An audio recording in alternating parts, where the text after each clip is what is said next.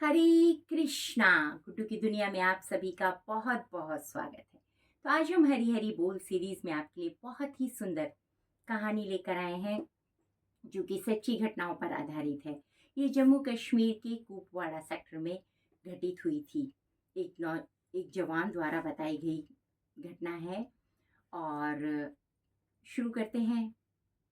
तो जब एक बार एक मेजर अपने 15 जवानों की टुकड़ी को लेकर हिमालय के क्षेत्र पर निकल रहे थे हिमालय के क्षेत्र से निकल रहे थे अपने स्थान पर जहां उन्हें पहुंचना था वहां के लिए।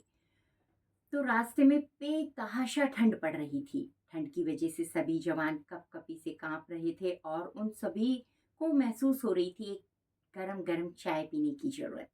तो ऐसे ही रास्ते में जाते हुए सभी जवानों ने कहा कि अगर मेजर साहब यहाँ पर कोई चाय की दुकान मिल जाती तो बहुत ही अच्छा रहता।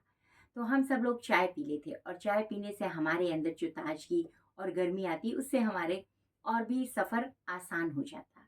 तो मेजर साहब कहते हैं कि इतने घने पहाड़ियों पे ठंड की उसमें दिनों में यहाँ कौन सी चाय की दुकान मिलेगी, यहाँ कोई चाय की दुकान नहीं मिलेगी। लेकिन मन ही मन सब भगवान से प्रार्थना कर रहे थे कि शायद कोई चाय की दुकान मिल जाए।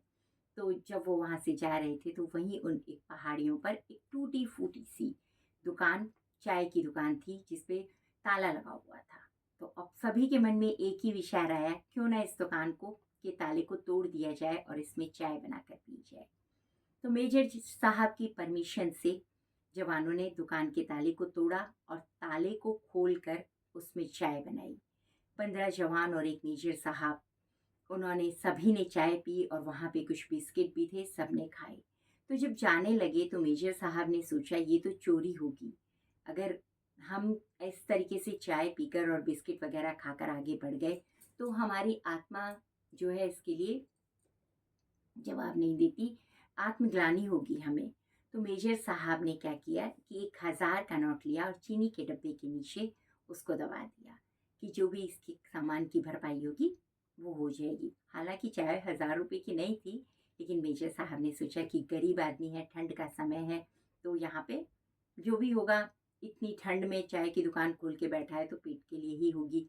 तो रख देते हैं और दुकान के शटर को अच्छे से बंद करके आगे चल पड़ते हैं। तो क्या होता है कि अब वही टोली कितने 4-5 वर्ष बाद, क्या पता नहीं, 6 महीने बाद फिर वापस लौट रही होती है उधर से। तो जब वो वहां से लौट रही होती है तो फिर वही रास्ता से गुजरती है, वही चाय की दुकान उन्हें फिर दिखाई देती है। तो इस बार क्या देखते हैं कि वो चाय की दुकान खुली हुई है। चाय की दुकान खुली हुई होती है तो एक बूढ़ा आदमी चाय बना रहा होता है और देखता है कि इतने सारे लोग उसकी चाय की दुकान पर आ गए हैं तो बहुत खुश हो जाता है। कहता है, हे भगवान, तेरी माया अपरंपार है, तेरी बहुत एहसान है मेरे ऊपर, तेरा जितना भी गुणगान किया जाए कम है। तेरी कृपा का कोई अपार कृपा है, तेरी कृपा के लिए कोई शब्द ही नहीं है कि तुझे कहा जा सके। तो सब कहते हैं कि भाई इतना क्या तू भगवान की इतनी वो कर रहा है, ऐसा क्या हो गया। तो कहता है, साहब, भगवान की तो सबको जरूरत होती है। तो कहते हैं, हाँ हम मानते हैं, हम भी भगवान में मानते हैं, लेकिन कर्म प्रधान है। कहता है, कर्म के साथ साथ भगवान को मानना भी जरूरी है। कर्म भी आपका तभी होता है जब भगवान आपके ऊपर कृपा करते हैं। तो कहते हैं, भाई क्या हुआ, हमें भी बताओगे, क्या बात है। तो कहता है कि साहब, आज से 6 महीने पहले की बात है, मैं यहीं पर दुकान पे अपनी पे काम कर रहा था और किसी ने मुझे आकर खबर दी कि मेरे बेटे को पुलिस पकड़ कर ले गई है और उसके ऊपर आतंकवादी होने का इल्ज़ाम लगा है और उसको बहुत मार रही है। हालांकि मैंने भगवान से प्रार्थना की तो मेरे बेटा भगवान की कृपा से छूट गया और उसके ऊपर कोई भी आतंकवादी या वैसा वो नहीं साबित हुआ। तो फिर जब मेरा बेटा छूट गया और मैं उसको लेने गया तो पुलिस वालों ने उसे बहुत मारा हुआ था, उसके बहुत ज़्यादा जख्म थे, बहुत चोटें थी और मैं रो रहा था। मेरी उस दिन बिल्कुल भी बिक्री नहीं हुई थी दुकान की और मैं प्रार्थना कर रहा था कि मैं कहाँ से पैसे लाऊं, किसका इलाज करूं। और बच्चे को अस्पताल में एडमिट करवा के, सरकारी में ही, लेकिन दवाइयाँ तो लानी पड़ेंगी। और मैं यहाँ आ गया दुकान पे और दुकान पे आया तो मैंने क्या देखा, दुकान का ताला टूटा हुआ है। तो मैंने कहा, भगवान आज तो तूने मुझे चारों तरफ से लूट लिया, बर्बाद हो गया मैं तो। इधर दुकान भी लुट गई और उधर बेटा भी मेरा मारा गया।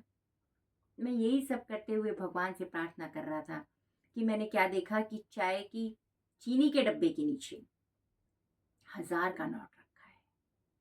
भगवान किस रूप में मेरी दुकान में आए होंगे, कैसे ताला तोड़ा और उन्होंने कैसे वो 1000 रुपये रख के चले गए। और उस 1000 रुपये से मेरे बेटे का इलाज भी हुआ और सामान भी आ गया दुकान का।